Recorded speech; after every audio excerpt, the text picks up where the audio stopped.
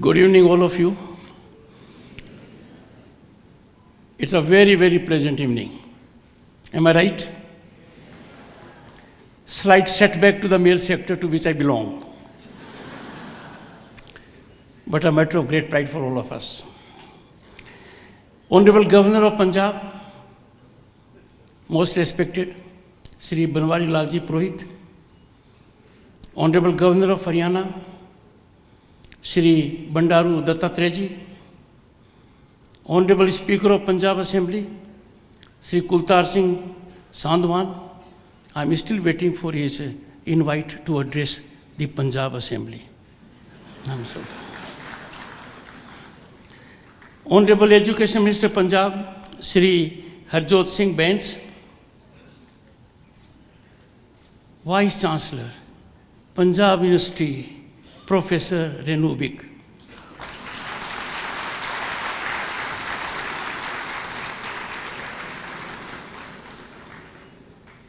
I recollect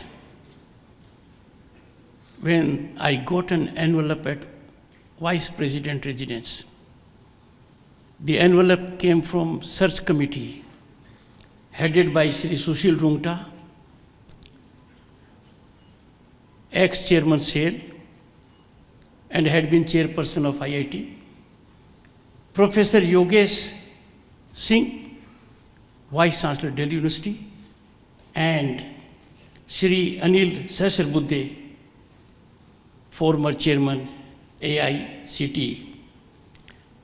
I opened the envelope. There were 3 names. Her name was at number 1. She had never spoken to me. By my side was another great academician, alumnus of IIT Kanpur, 1987 batch IS officer, Shri Sunil Gupta ji. He got it notified in 15 minutes. I congratulate the screening committee headed by Shri Sushil Rungta for having done such an excellent job.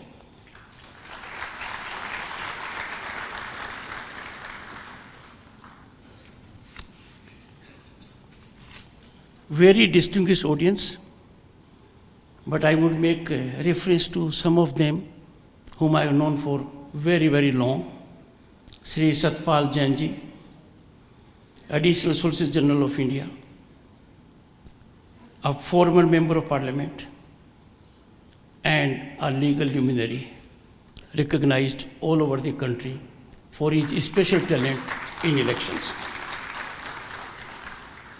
Shri Rajendra K. Sabu ji, former President of Rotary International. I had the good fortune to host him in Parliament when he became the President of International Rotary while I was Union Minister. Well, we have very distinguished people who have been awarded civilian awards. Dr. Krishna Illa, Dr. Suchitra Illa, Professor Balram Bhargav, Shri Bahadur Singh Chauhan, and very distinguished people whom I have given awards today. Their citations have been read. I will not take much time. It is indeed an honor to address the 71st Convocation of Panjab University. Indeed an honor I would always remember. Under its first woman Vice Chancellor in its history of more than 140 years, Panjab University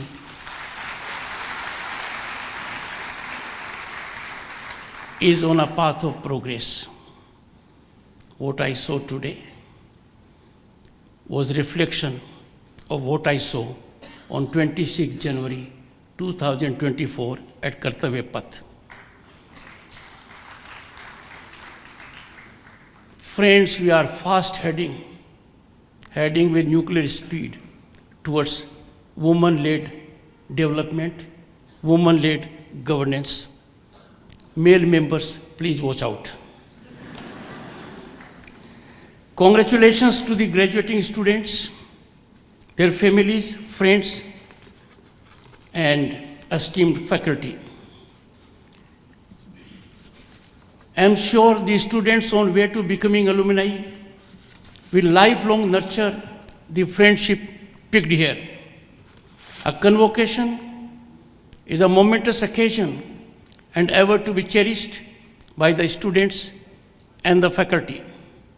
Friends, always bear in mind, learning is lifelong and does not end with a degree.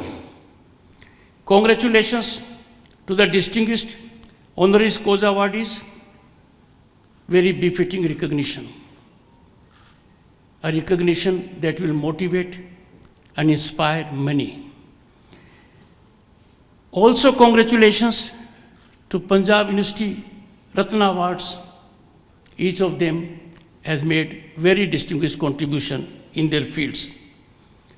Friends, this esteemed institution has been a cradle of visionaries, scholars, and leaders who have made significant contributions to various fields, from academia and research to public service and entrepreneurship. Among them are luminaries such as Nobel laureate Dr. Hargobind Khurana, former Prime Minister Dr. Manmohan Singh, former External Affairs Minister Sushma Swaraj, former Chief Justice of the Supreme Court of India Shri J.S. Keher, legendary athlete Milkha Singh, prominent politician Chaudhry Devilalji, courageous captain Vikram Batra, renowned sportsman Neeraj Chopra, and astronaut Kalpana Chawla, to name just a few. Friends, at the 4th Global Alumni Meet in December 2023, I had emphasized that the true strength of a university lies in its faculty and alumni, much beyond its infrastructure. From this platform, on this occasion, I urge the alumni to come forward in a concerted manner and give liberally to their alma mater time and resources. In developed nations, as you are fully aware, the rise of institutions is driven by alumni and corporates. There is a lot to be done by these segments in this direction. I am sure they would listen to me and catalyze a favorable scenario. The progress as regards Panjab University alumni is not on expected trajectory. It is not even a fraction of its potential. I acknowledge the good work they are doing. They are doing a commendable good work, but it is not a fraction of their potential. Time has come when they must exploit their potential to ensure this university is on incremental trajectory and reaches a level which is in the top grade. I have optimism and hope that alumni will come forward and contribute their time and resources. This will account for growth of research in education sector and take this great university to greater heights.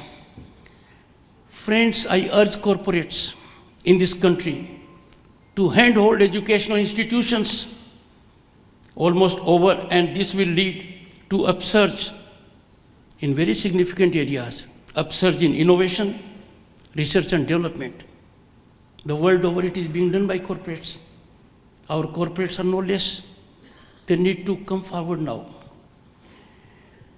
Friends, you are lucky to be living in an enabling ecosystem where you may unleash and expand your talent and realize your aspirations. An ecosystem that was not available when we were students. The present student category has very wholesome ecosystem available to them.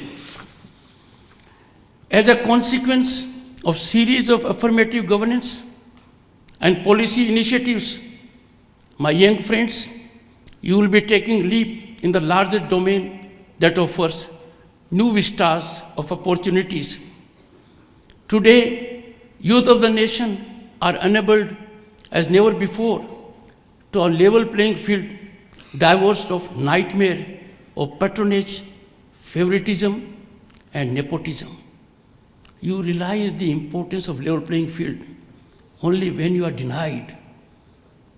Me and my generation have seen it. We have seen what patronage means, what favoritism means, what nepotism means.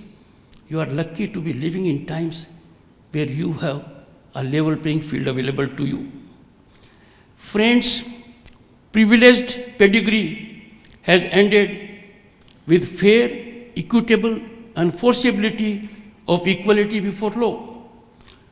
Equality before law is inalienable democratic facet and a new norm now. Just imagine denial of it, how humiliating it could be that there are people more privileged than you are. Now that privileged pedigree has come to an end.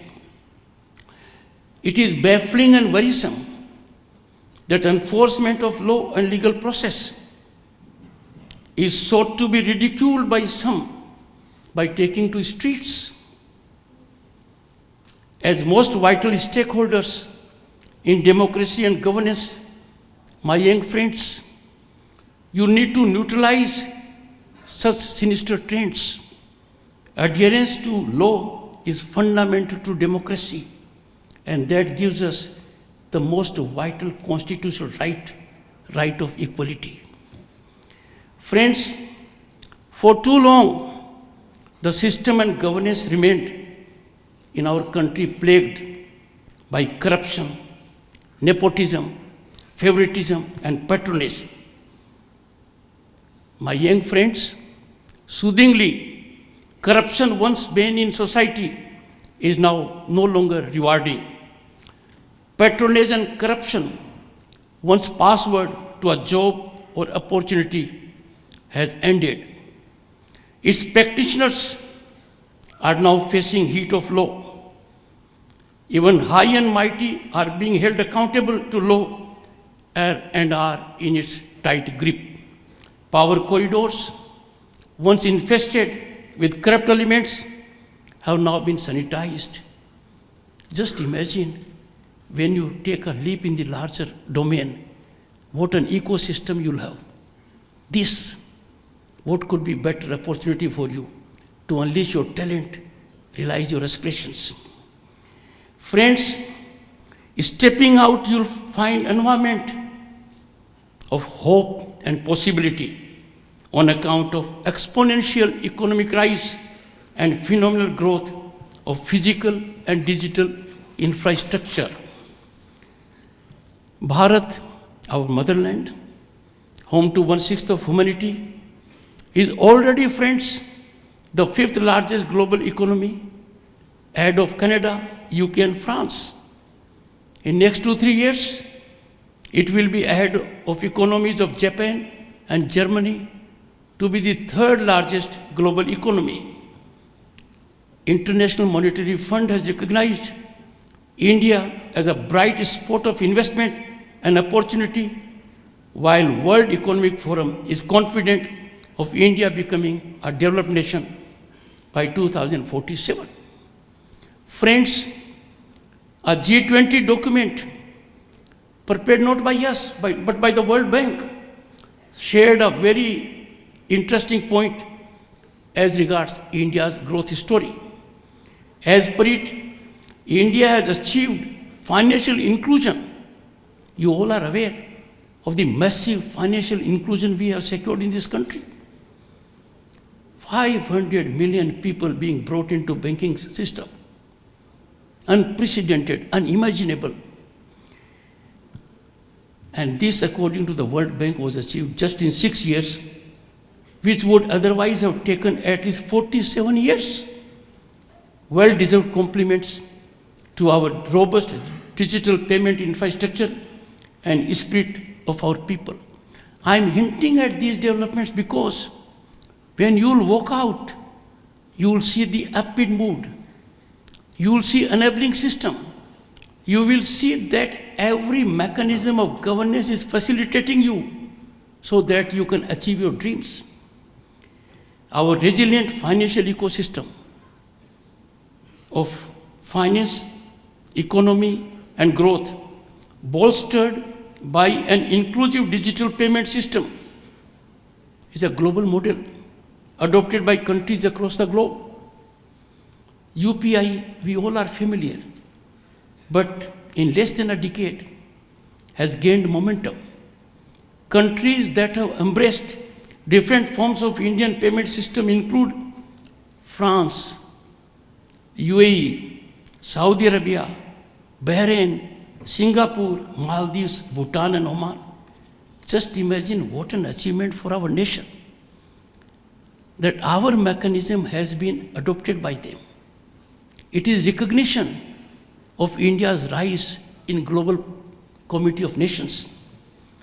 Friends, UPI transactions alone accounted for more than $1.5 trillion annually, constituting about 50% of global digital transactions. UPI adaptability in several countries, including India's revolutionary digital penetration, is indicative of this. Furthermore, friends, our per capita data consumption, which is a very good element, a very good component to assess how digitally we are at the moment. It is more than that of USA and China taken together. Friends, we are in Amrit Kal. We had the occasion to celebrate in January our 75th Republic Day. Our Amrit Kal is a time of hope and immense possibilities. The world is looking at our economy with hope. We are no longer at the mercy of any foreign nation. We decide our own economic policies, our own foreign policies.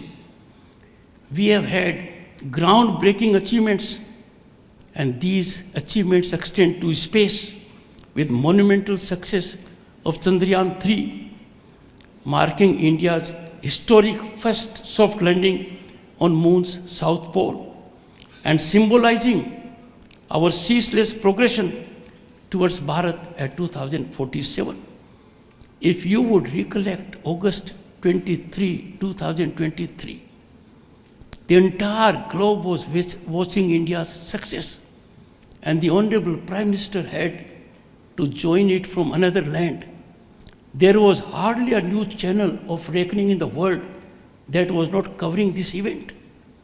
It's a feat we could not imagine 10, 15 years ago. A great accomplishment, we will be ever proud of it. Friends, coming to universities should be clear about their core educational mission: to provide students with the most enriching education possible, make them fully alive to the opportunities they can avail. We cannot shortchange our students by not making them aware of opportunities in new vistas and disruptive technologies. If, friends, we shortchange our students, we don't enlighten our students the kind of new opportunities they have, the kind of new directions they can adopt, then we are short-changing them. We must work in overdrive to let our students that you are living in times when new vistas and opportunities are available to you. You need to think out of the mind and grab those opportunities rather than be tied to conventional areas of involvement.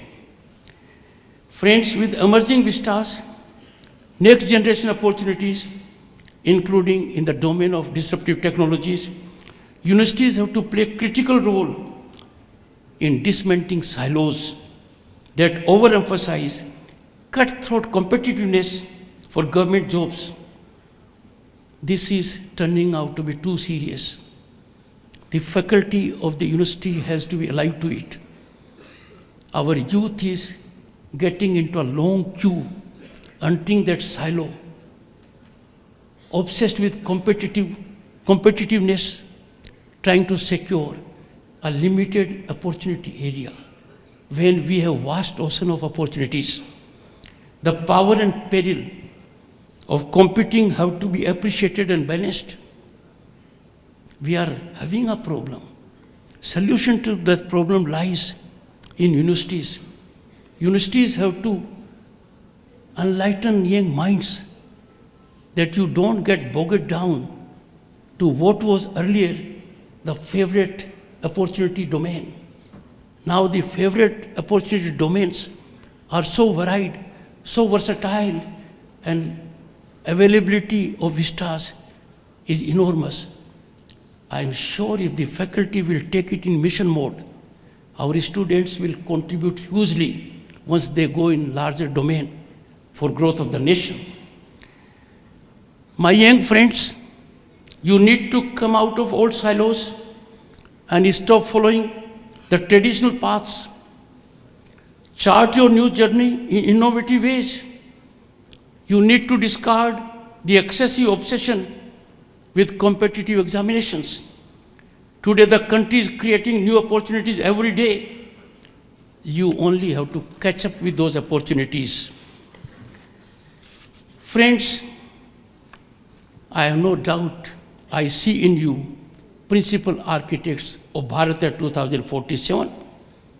This is the right time for each one of us to assert, हम भारतीय हैं, भारतीयता हमारी पहचान है, हमें गर्व है कि हम इस महान देश के नागरिक हैं, हर हालत में राष्ट्र हित को सर्वोपरि रखना हमारा धर्म और संकल्प है. We have to take pride in our exponential phenomenal growth. We are proud citizens of a country that is on the rise. The rise is unstoppable, and the rise registered is unprecedented beyond contemplation a few decades ago. Friends, no nation can grow unless you show steadfast commitment to nationalism. The spirit of nationalism cannot be allowed to be diluted. We have to believe in the nation, and any dilution will be hurtful for its progress and for its rise. Economic nationalism, I need to emphasize here, is a facet, quintessential facet of our growth. Just imagine the impact on our growth and economy if we practice economic nationalism. I'll point out, friends, just imagine, there is just no rationale to engage in avoidable imports. We are doing it massively. This is at the cost of indigenous products. Friends, I have no doubt, and I'm sure no one will disagree, fiscal gain can never be justifiable premise to compromise economic nationalism. I urge corporates, industry and trade associations to nurture economic nationalism in mission mode. And what will be the outcome of this? If we practice economic nationalism, the outcome will be, it will favorably impact our foreign reserves. In billions, our foreign exchange is being drained out because for fiscal gain, we are importing items that are avoidable. We are importing items that are available in the country. That will be one. We'll have fiscal gain in terms of foreign exchange drain. Second, if we practice economic nationalism, this will pave way for employment. Our people will be employed. They'll be contributing to that industry in respect of which imports are being effected. And further, it will make available opportunity to our youth. Entrepreneurship will blossom. Now this only takes a nationalist feeling in us. The moment each of you decide, the industry, the business, the commerce community decide that we will not import what is available in our country for fiscal gain, that will change the very complexion of our economy. There will be upsurge in employment, entrepreneurship. Let us believe in it, practice it. Friends, this glorious Amrit Kal, we never imagined will be our Gaurav Kal to that extent. But there are some people, we need to be alive to them. They set afloat anti-national narratives at the cost of our nationalism.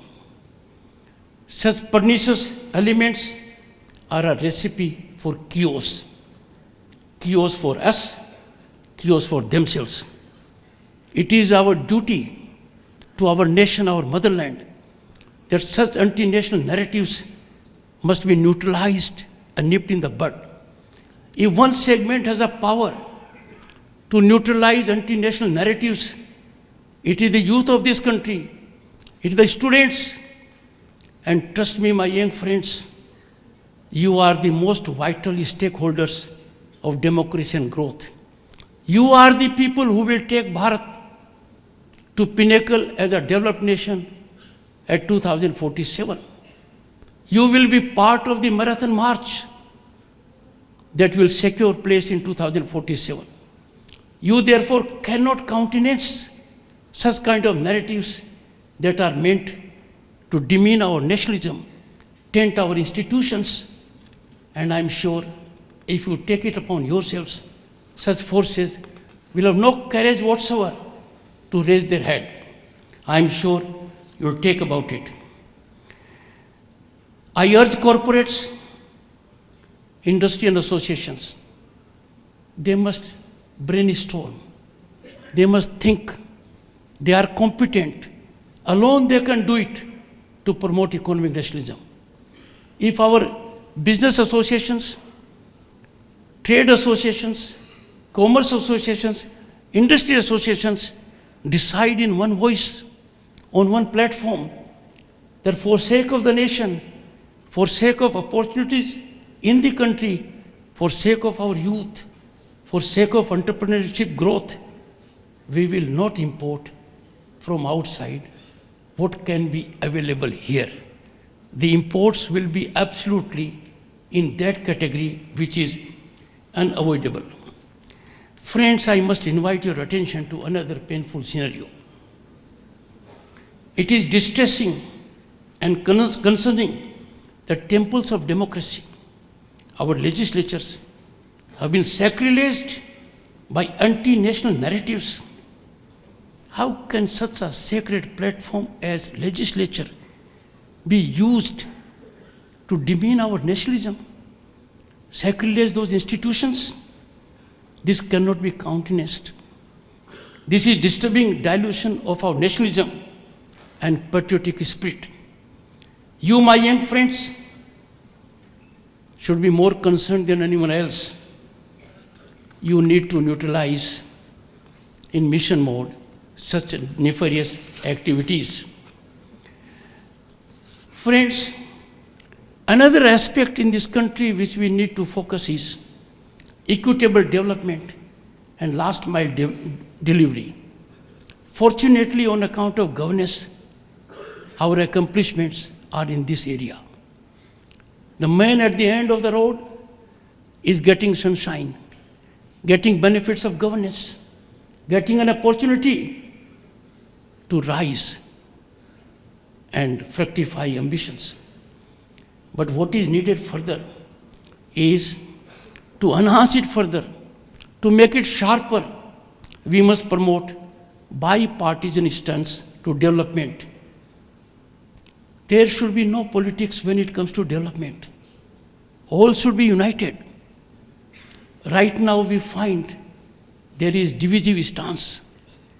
Divisive stance can be in political ideologies, in political thought process. The way the parties behave is their lookout. But when it comes to country's interest, when it comes to development, when it comes to growth, there must be bipartisan stance. And this ecosystem can be generated by discussions in the universities. You can discuss freely, fairly. You are discerning minds. You know all about it. Make up your mind. Contribute through social media. The development is non-negotiable. Development is for the country. Development has to be bipartisan. Friends, we are living in times where universities have to redefine themselves. Universities must act as crucible for confronting ideas than just being sanctuary for comfort. Universities are laboratories to engage in innovation and research, be nerve centers of nationalistic narratives, a crucible for identifying challenges and turning these challenges into opportunities. I appeal you all to always keep nation first, take pride in our achievements, and be ever guided by what Dr. Baba Sahib Ambedkar reflected. I quote him. And just imagine, he could visualize the challenge we'll be facing. So he reflected, I quote, "You should be Indian first, Indian last, and nothing else but Indian," unquote. Friends, this is need of the hour. All of us have to believe in what Dr. B.R. Ambedkar said.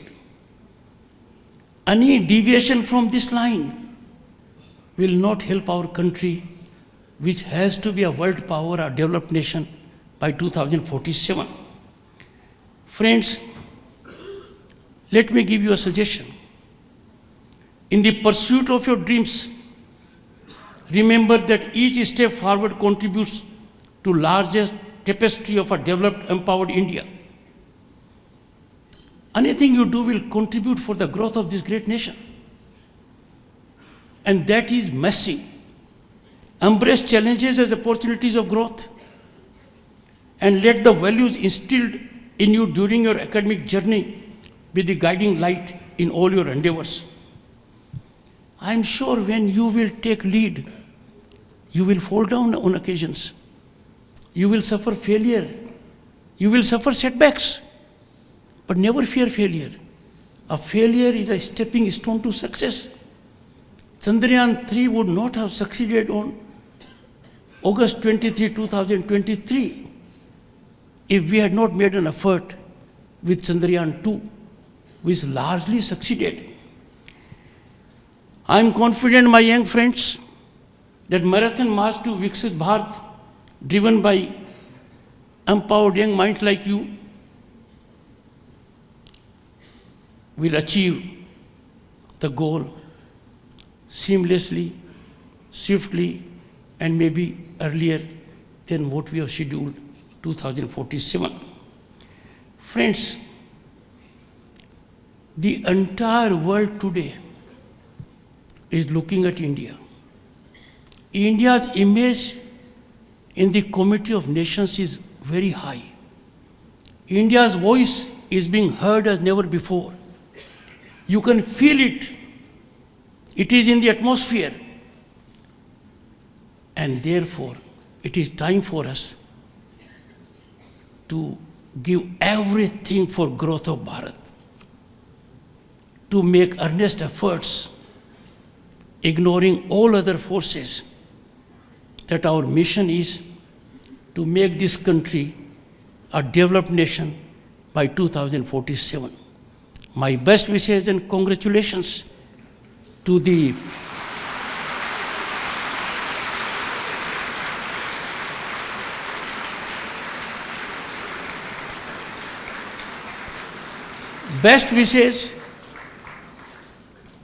participants of Marathon 2047. I and my generation may not be around, but wherever we may be, I can say with confidence hope and optimism that you will achieve it. Best wishes, make most of it. In conclusion, I'll request the Honorable Vice Chancellor to facilitate a luncheon interaction at Uprashtrapati Niwas of those who have been awarded honoris causa and Ratnas of PU. Thank you so much.